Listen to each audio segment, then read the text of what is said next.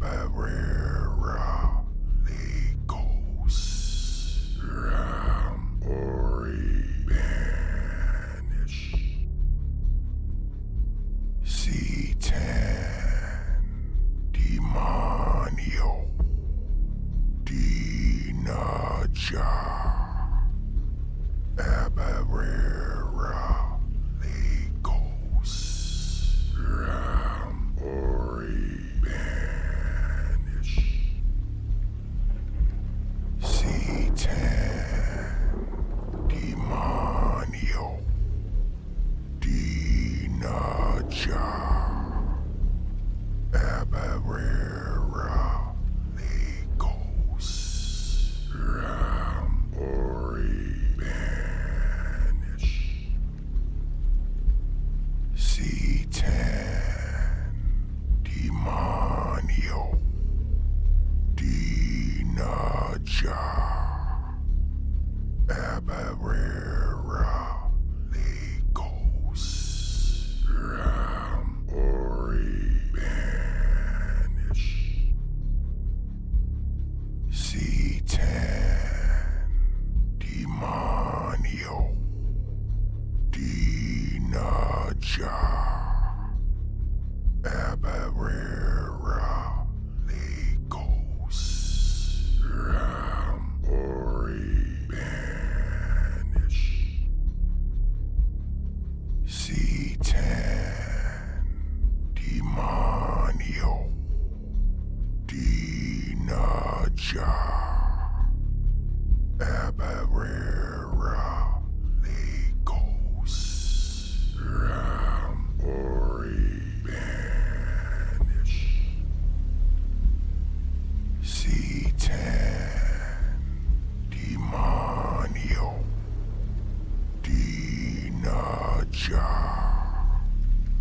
Abarera Legos Rambori Banish C10 Demonio Dinaja Abarera Legos Rambori Banish C10 Demonio Dinaja Abarera Legos Rambori Banish C10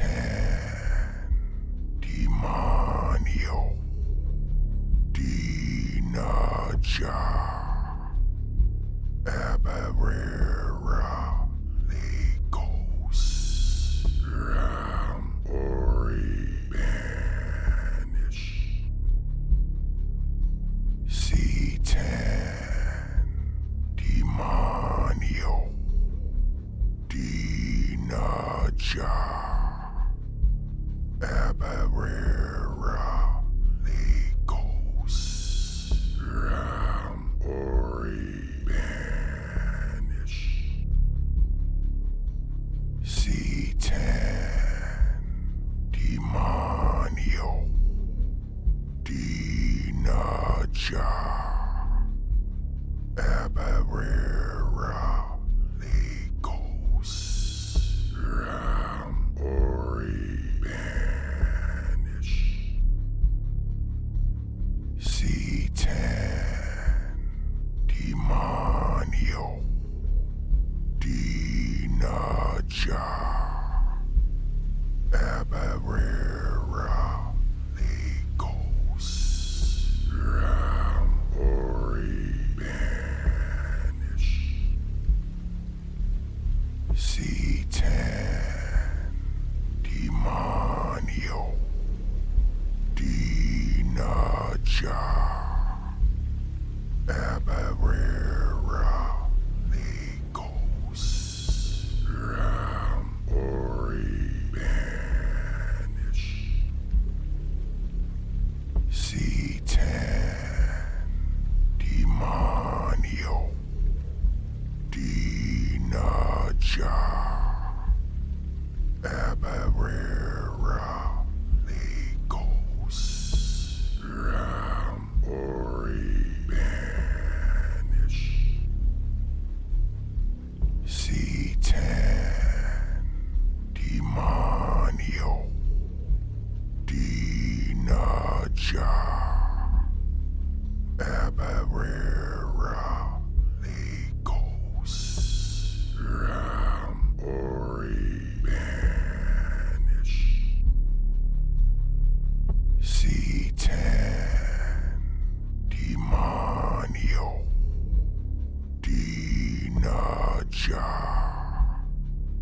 Abarera Legos Rambori Banish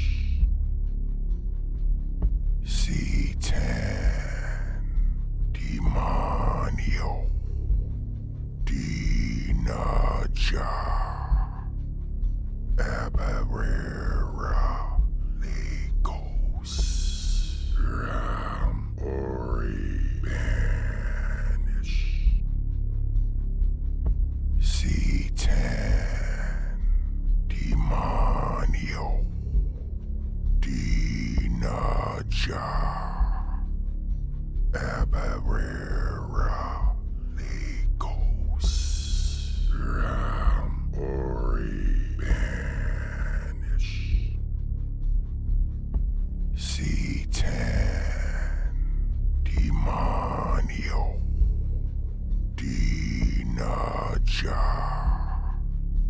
Abarera Legos Rambori Banish C10 Demonio Dinaja Abarera Legos Rambori Banish C10 Demonio Dinaja Abarera Legos Rambori Banish C10 Demonio Dinaja Abarera Legos Rambori Banish C10 Demonio Dinaja Abarera Legos Rambori Banish C10 Demonio Dinaja Abarera Legos Rambori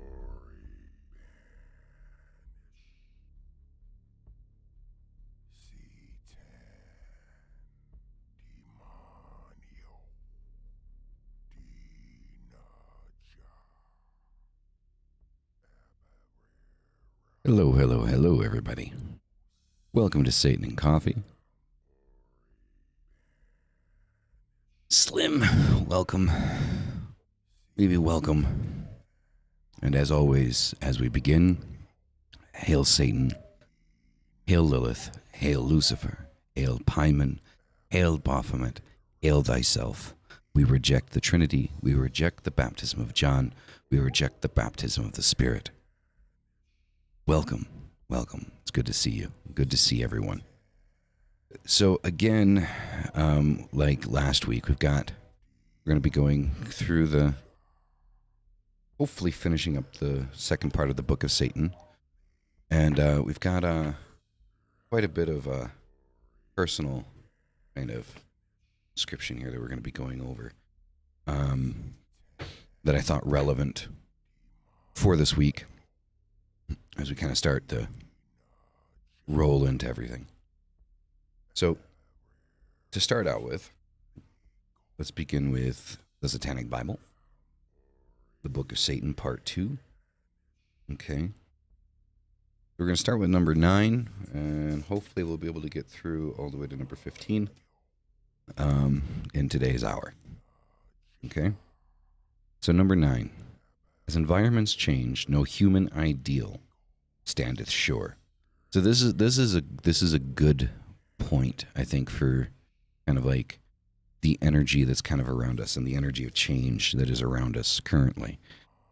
The environments that we're in consistently and constantly change, whether that be to our own doing or doing of the world around us. But as the environment changes, we need to be ready to adapt our ideals, adapt our ideas, adapt our thoughts, our feelings, adapt who we are as people to the changing circumstances that are eternally and consistently changing around us. We can't stand firm in old ideals lest us turn into, our grandparents, right? At least, I had at least one grandparent that was very stuck in, old ideas of the way the world worked and thought that the world continued to work that way or should continue to work that way. We need to embrace change. We need to embrace, the metamorphosis, of not just the environment, but ourselves inside of that environment. It's directly linked to our own balance. We begin to pull away and reject the world when we begin to feel that, it no longer matches us. And it doesn't match us because we're not allowing ourselves to kind of open up and see and view and move in, right, to the new world around us. So change, being able to change, being able to, change our ideas, our points of view, is an extremely important thing. Whenever, therefore, a lie has built unto itself a throne, let it be assailed without pity and without regret. For under the domination of an inconvenient falsehood, no one can prosper. Again, this is dealing with the changes that are happening around us, right?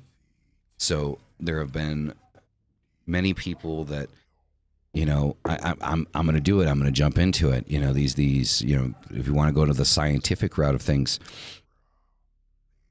the flat earthers, right? We know that the world is round. We know that the planets are round. We know that we're spinning and moving around in a circle around the sun. We know how, the gravitational pulls work. We know how the science works around it. And yet there are people that insist that the earth is flat.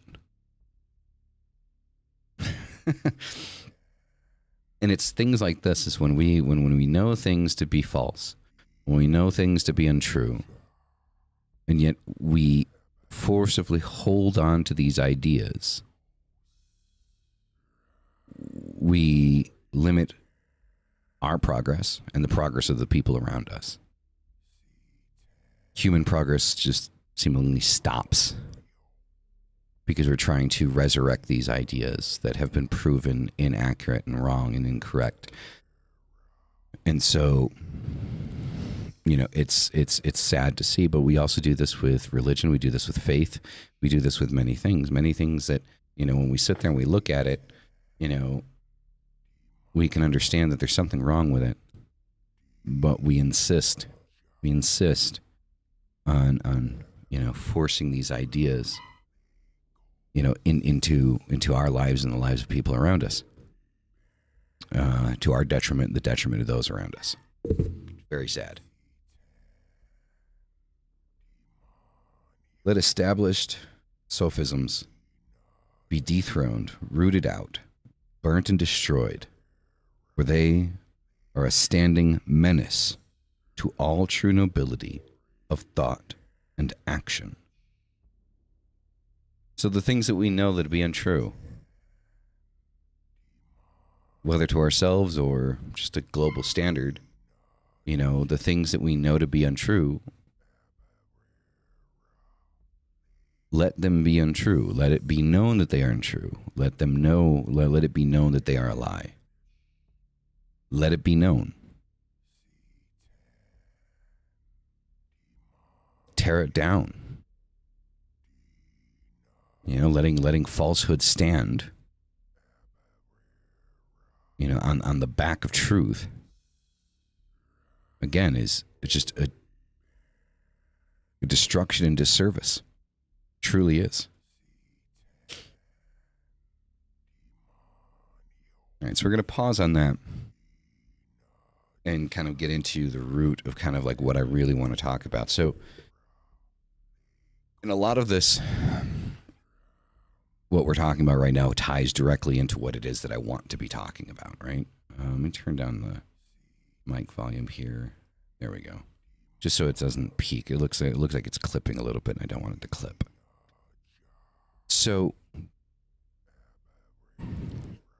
magic and power, right? So, I sat and I thought the other day about the fear that people had of us. And I say us that, work towards gnosis and power.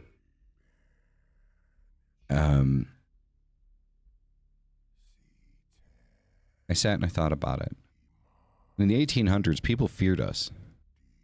People feared the witches, the pagans, the Satanists, the demonolatrists, they had fear. And that fear was rooted into the understanding that we had the ability to manipulate the world around us in ways that other people couldn't. Not that they couldn't, period, but they just didn't put the work and understanding and knowledge into doing it. Right?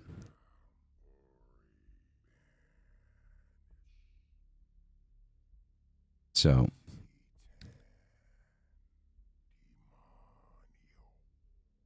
my dog is whining, and it's really starting to get to me.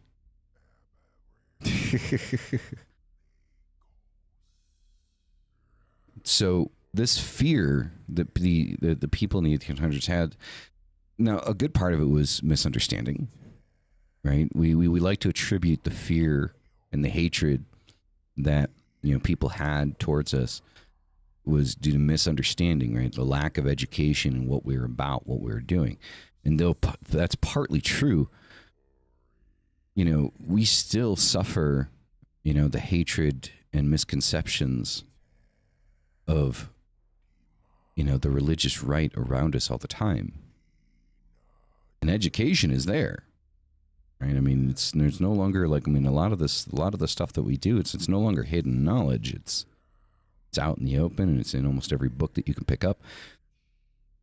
But yet we still suffer that hatred. We don't suffer the fear. They're not really afraid of us like they used to be. But they still hate us. The fear came from, the understanding that we were able to manipulate the world around us in ways that they couldn't. And that fear allowed us, or afforded us, a bit of respect, right? A bit of respect. 1 second, guys. 1 second. Be right back.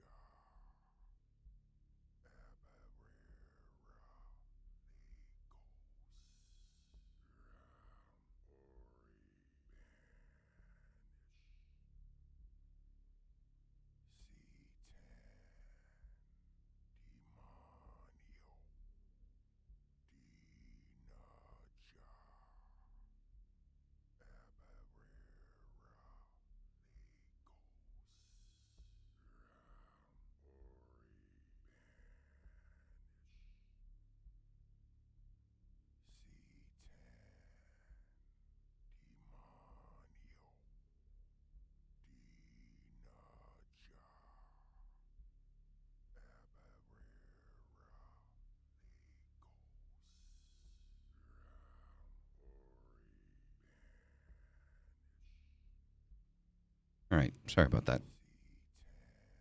Back. We returned. So, with the fear, there's at least a monicum of respect when it came to the fear that people held towards the occult and occultists back in like the 1800s. Now, I'm going to go over what I wrote I can read most of it, but I wrote this a couple of days ago. So the self is why. The self. Why is this important? How does the self strive and balance? The self is more important than the thoughts of others. Your journey is yours. Everyone else are merely extras. If an actor doesn't fit the role you thought they did, cut them out. Know your limitations, accept your limitations, and work through them. Your limitations are not failures, but understandings of who you are and what you can do. The balance comes in knowing what you need to work on. Revel in your accomplishments, know your limitations, and work on making your limits your strengths. So balance of self is understanding what you can do and what you can't do.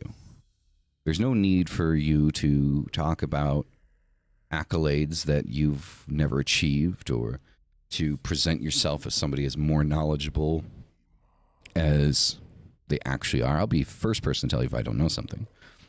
And I'll be the first person to tell you that I don't care that I don't know something. You know, a lot of people try to attack inside of the occult, internally in the occult, using some level of foolish academia. And the amount of information that is out there and strewn across everything, right? I mean, no amount of, book knowledge is really necessary. It's results, isn't it? That's how we base our success, is through results. Like, it always kind of irritates me, these people that kind of pop up and they're like, well, you should read this, or you should check this out, or, you should, no, you don't know what you're talking about because, this says this. I don't care what that says. Nor will I ever read it. My results speak for themselves. Congratulations, you can read a book, so can I. Right? And congratulations, you can quote, you can quote a book, so can I. Right? How's that doing for you? How's being able to quote that book for you? Is it giving you the ego boost that you need to make you feel better about yourself that you can quote a book?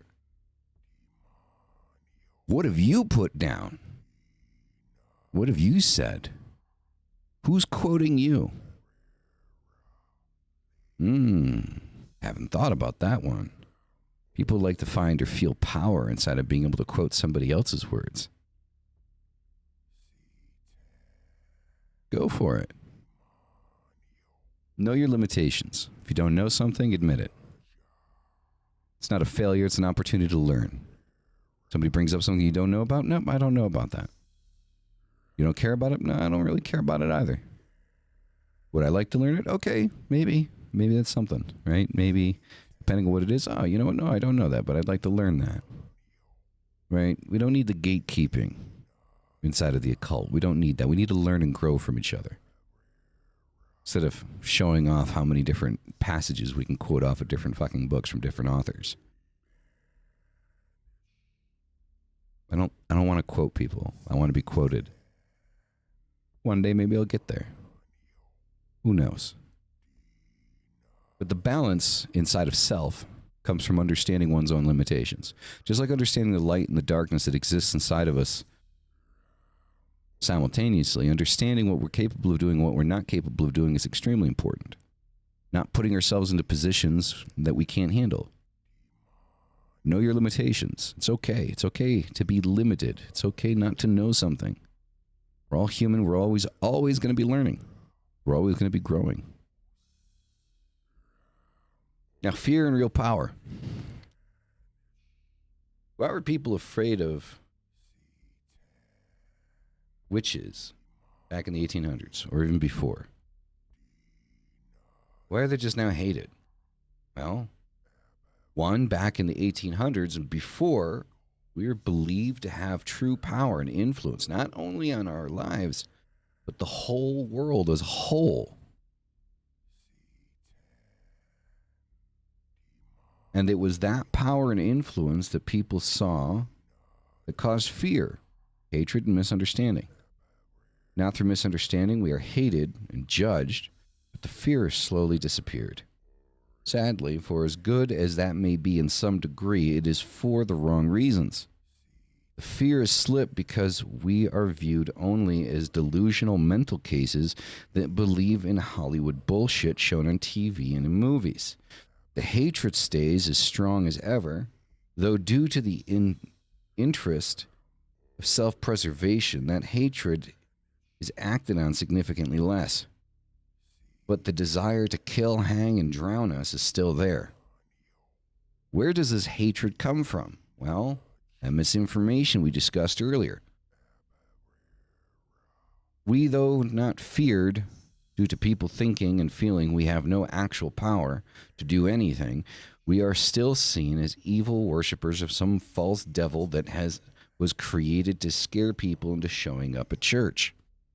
This belief of us having no actual power sadly is leaked into our own lives and practices, pushing us into ideas of magic being a never-seen force like a radio wave that makes changes if it chooses. Magic is not a sentient, and it doesn't make choices.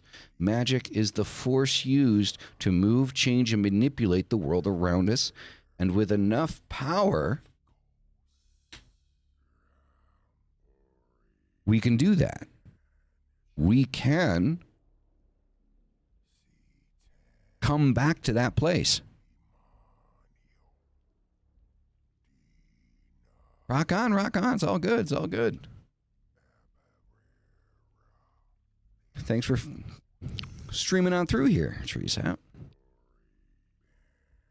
Famario. Squirrel says they hate us. Attempt of their own self-preservation. Yeah. I mean, in terms of their own self-preservation is the reason why they don't kill us, right? I mean, the law is not like what it was back in the 1800s and before, right? I mean, you can't just kill somebody for believing in something and people go, whoo, good job.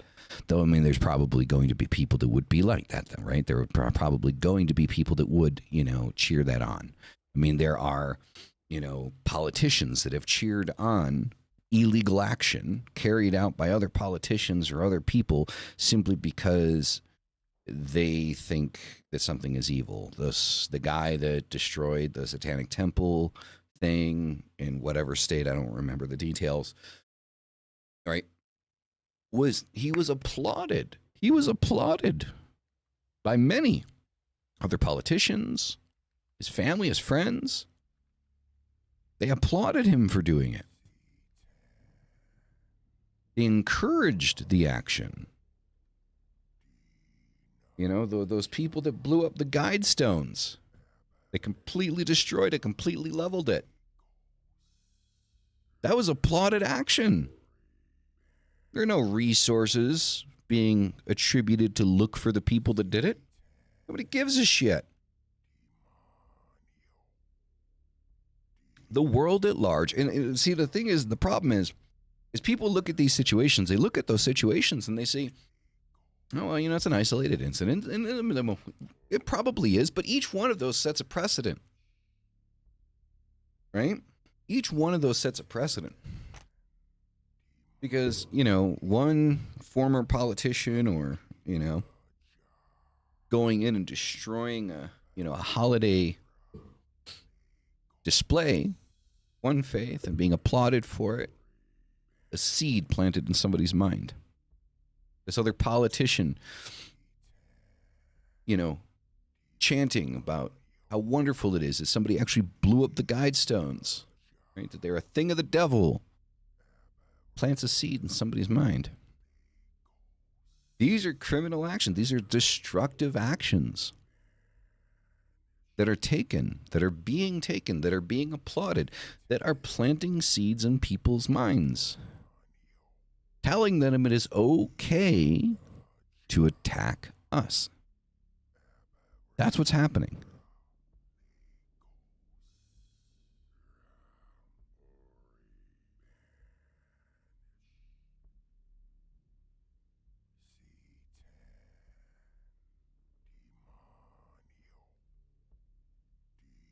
Well, I mean, that's the thing, though, is we are perceived as being evil.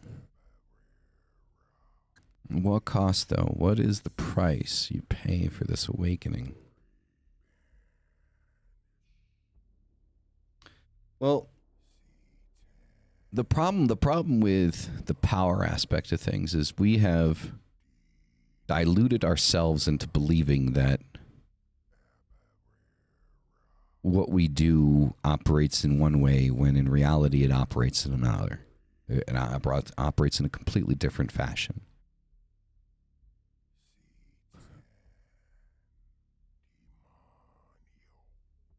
Our power is finite. Our ability to do things is finite.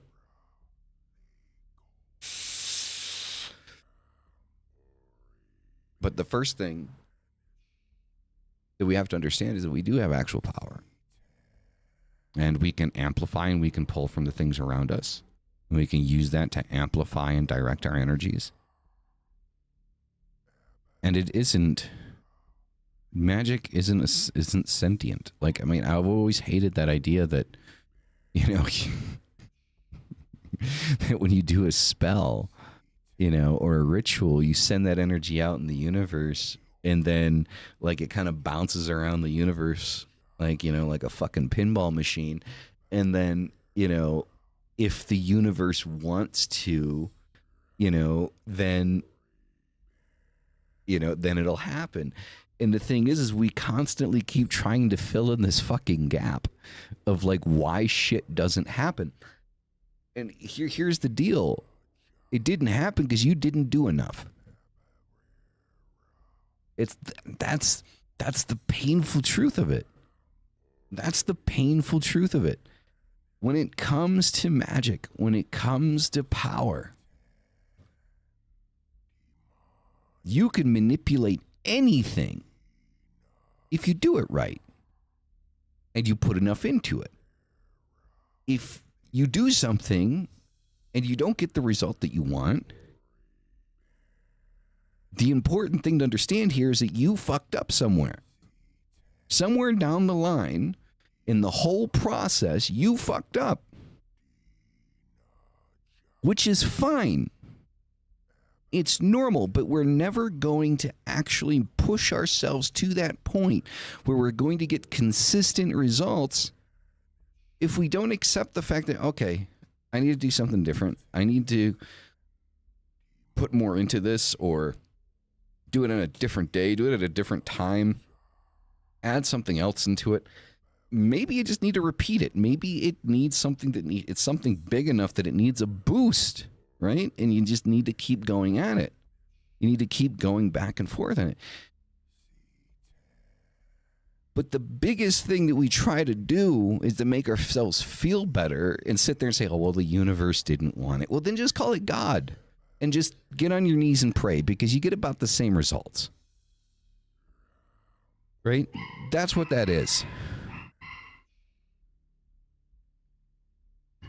You know, the funny thing is I got like Jehovah's Witnesses outside my house right now. I was ringing the doorbell. We're over here doing Black Mass.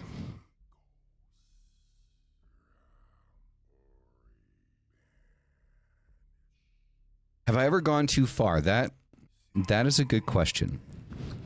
There have been things that I've done that I don't want to say that affected people necessarily negatively, but where I've said, okay, maybe I need to dial this back, right? Maybe I need to dial it back a little bit. And in my own life, right, where I kept wanting change, and then the problem is I kept asking for so much change, and everything just kept falling apart. Like it would just kind of start to build up, and then, fall apart, and then it would start to build up, and then it would fall apart, and then it would build up, and then it would fall apart, and it was just happening so consistently. It's like, okay, I need to dial this back. This is just fucking everything up.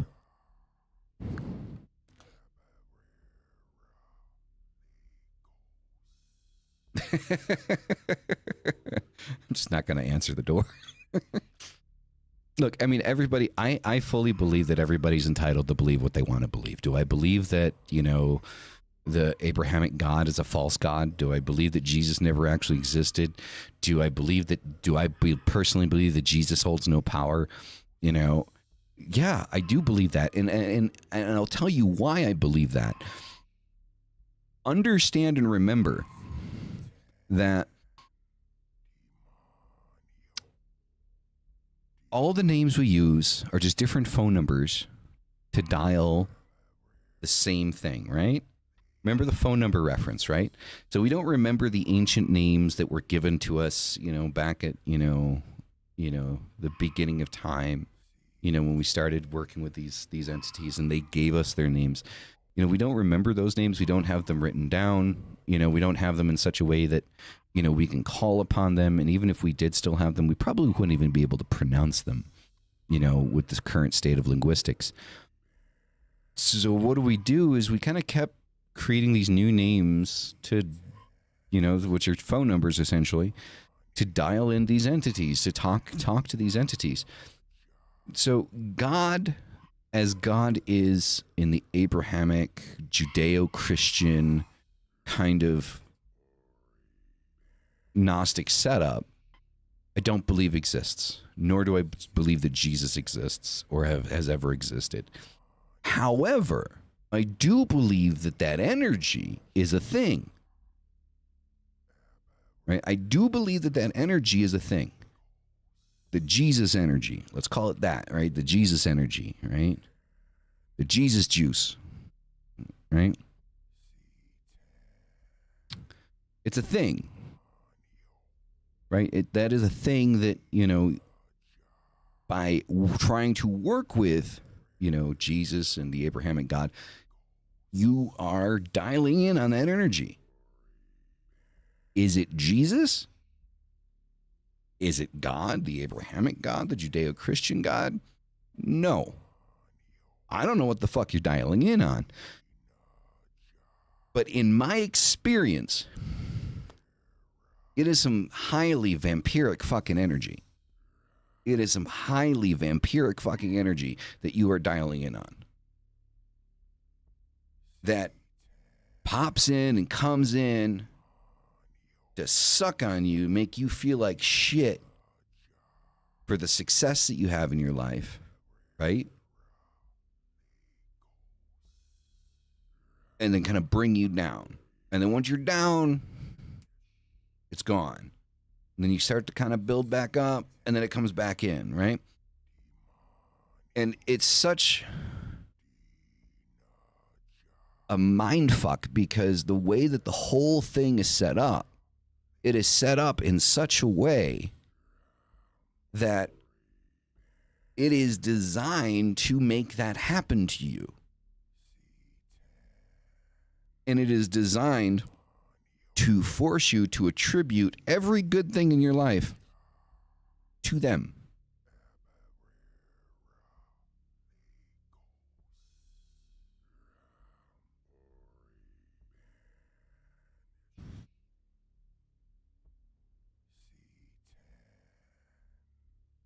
So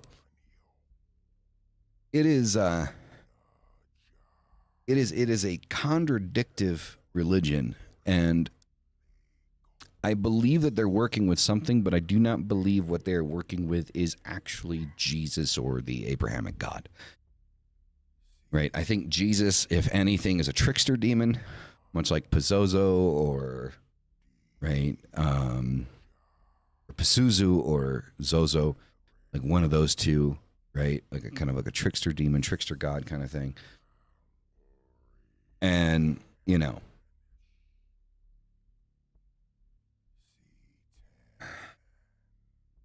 well, here's the thing, Ashton. All religions are fake. All religions are fake. Let's just put that out there. Religion is a man-made construct. All religion is fake. Every single religion on the planet is fake. Right? Every single religion ever created on the planet is fake, because what religion tries to do is religion tries to turn spirituality into the fucking SATs. It's a standard. It standardizes spirituality. Spirituality can't be standardized. Now, the reason why I'm like, I guess, have my fingers into so many different pantheons is because I don't believe that we should be restricted to one pantheon type, right? I think, all of these, different, gods and goddesses and demons and demonesses and, entities and spirits and what the fuck ever out there, all attribute themselves to different channels that we can kind of lock in on, right? Am I telling people when I say that I think that God and Jesus are fake and not real and like kind of false names and shit like that? Am I telling people not to work with it because it's not going to do anything? No, I'm not telling you not to work with it because it's not going to do anything, because I'm still telling you it's a thing. I just don't think it's the thing that the fucking book says it is. That's the big thing, right? That's the big marker, right? I'm not saying it's not an actual energy. I'm not saying it's not an actual entity. I'm just saying I don't think it's what the book says it is, what the Bible says it is. That's where I say God and Jesus are false. That they're these false God concepts because of what they're described as doing and being in the book, and what they actually do to your life are completely different things. That's just my 2 cents. That's just what I think. And they stop you from reaching, like, energy levels. They stop you from growing energetically, right? They keep you at a baseline, right? Because you're obsessing and putting everything into them. Think about the concept. What are you doing? You are living for this entity. Live a Christ-like life, right? Right? Live your life like Christ. Be like Christ. Give your life to Christ, right? And what do these people do? They spend their entire lives trying to save other people. Like those Jehovah's that were just hanging out inside of my house. What do? They spend their own money, travel the world, and try to convert people.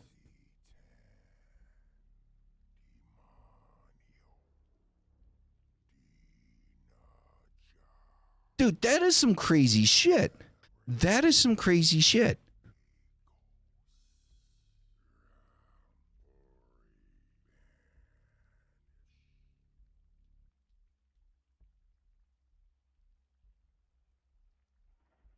So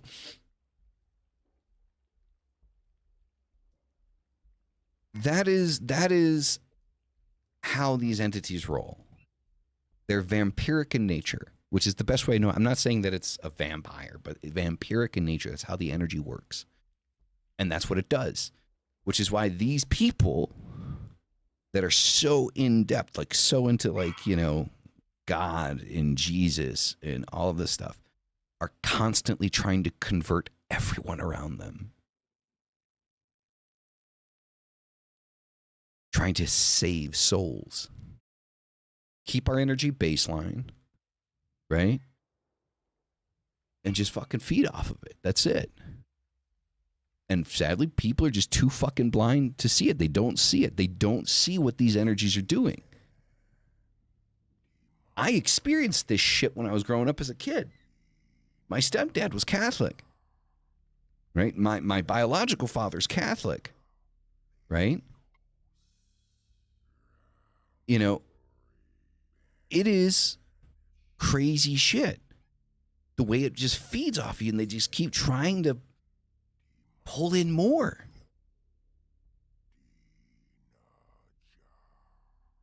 Likes to be the center of attention. Exactly. I mean, call it whatever you want. I just believe that, because when people say Jesus, they're talking about the biblical Jesus, right?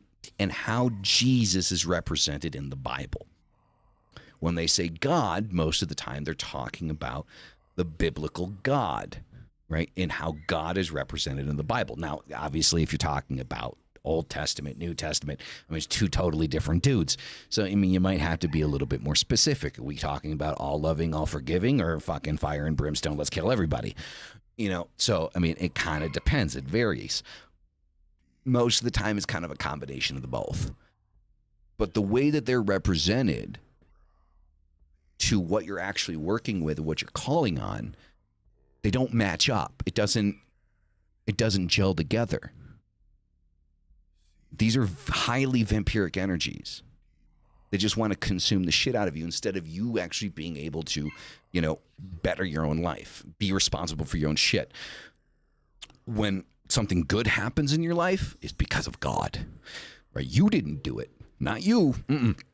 Not you. You didn't do shit. God did it for you, right? You did it. You were able to do that because of God, right? Your work, fuck that. God, right?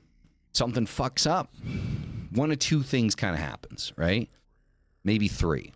You didn't listen to God, so you fucked up. So that's a popular one, right? You should listen to God. If you listened to God, you wouldn't have fucked up, right? So, you know, your failures in life are attributed to you just not listening to the holy word, apparently.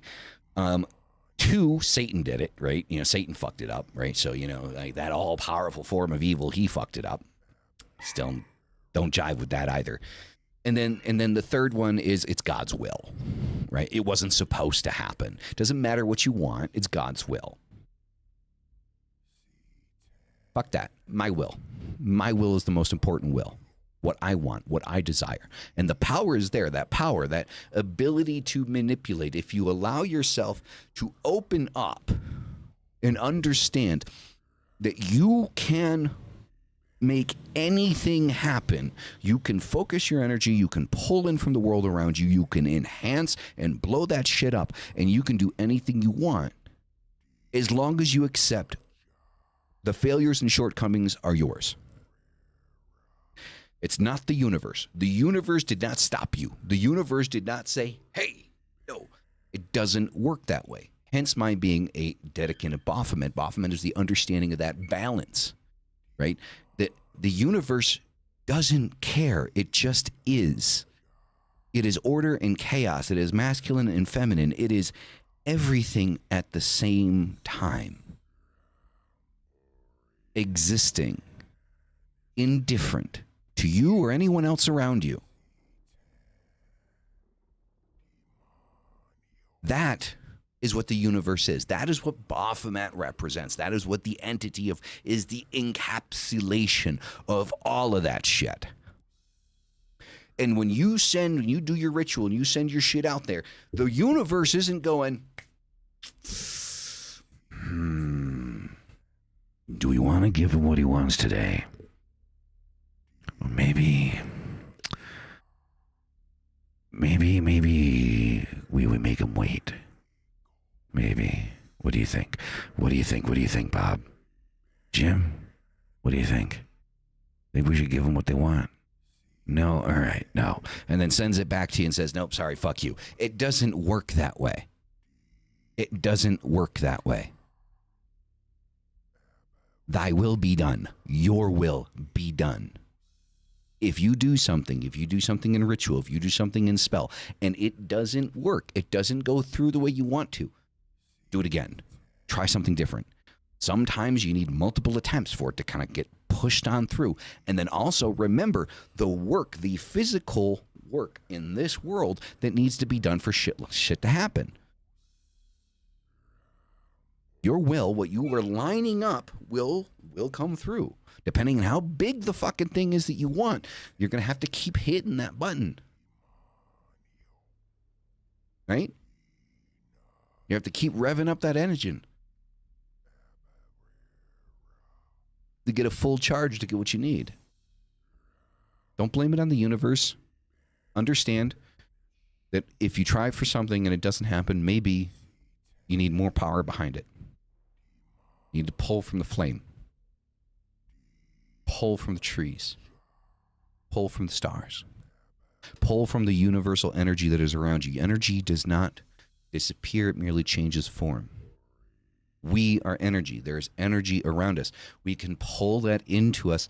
We can manipulate it, and when we can push it out to guide and open the path.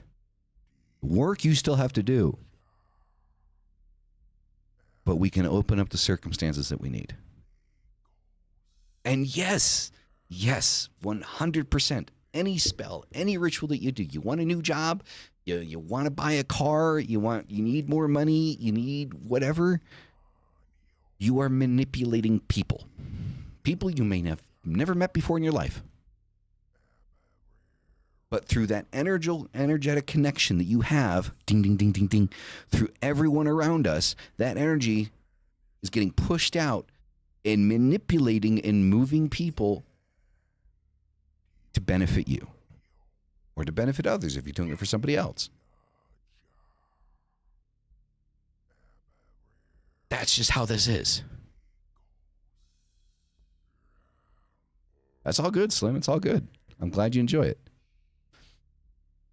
But your power is real. But if something doesn't work out, don't blame it on the universe. Don't say, oh, no, the universe doesn't want it to happen. The universe doesn't want or need shit. The universe was here before you, and the universe will be here after you, regardless of what you do. Regardless of what you do. The universe is not sentient. Magic is not sentient. Magic is a an energy that we are able to manipulate. Magic does not have a conscious thought or ideal. Ideals and morals, we created those. Those are man-made concepts. They have nothing to do with true primal magic. So just understand, and it's not for you to feel bad. Like if you did something, you did a spell and it didn't work and maybe you felt okay. That's like, okay, the universe didn't want it. It's not for you to feel bad to say, oh, well, shit, well, I fucked up. It's just you need to put more into it. Just put more into it. I promise you, you will get the results that you need. Just figure out the right way to do it. If you keep repeating the same thing over and over again and you're not getting the results you need to switch it up. You need to try something different. But eventually, somewhere down the line, you're going to find that little key that clicks into the hole and unlocks the door. But you got to keep trying.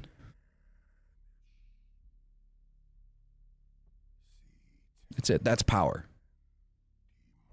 And I don't want people to be afraid of us. Like going back to like the whole fear thing. I don't want people to be afraid of people in the occult because that's just going to breed, like boil over the hatred and the potential violence that can happen. But a little bit of respect in the idea of knowing that we do have that power and we do have that ability to change and manipulate the world around us. We have it. They don't. They can have it. They just don't want it. They're afraid of the work. They're afraid of what's going to happen to the world around them. The constructs that they have in their heads.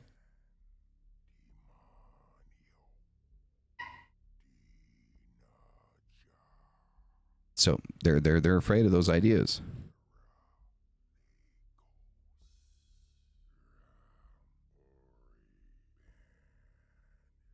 My dog won't stop whining. Starting to irritate me. Just a little bit. Anyway, everyone, I think for today, that is going to cover it. So we didn't finish up part 2 of the Book of Satan. We still have to do 12, 13, 14, and 15. We still have to read through those and go through those. So we'll do those next week. Okay, so 12, 13, 14, and 15. Part 2 of the book. Okay. I'm glad you guys are enjoying this. I'm glad you're here. You guys are absolutely amazing. That's going to be it for today. That's going to conclude today's Satan and Coffee. And as always, hail thy fucking self. See you next week. Goodbye, everybody.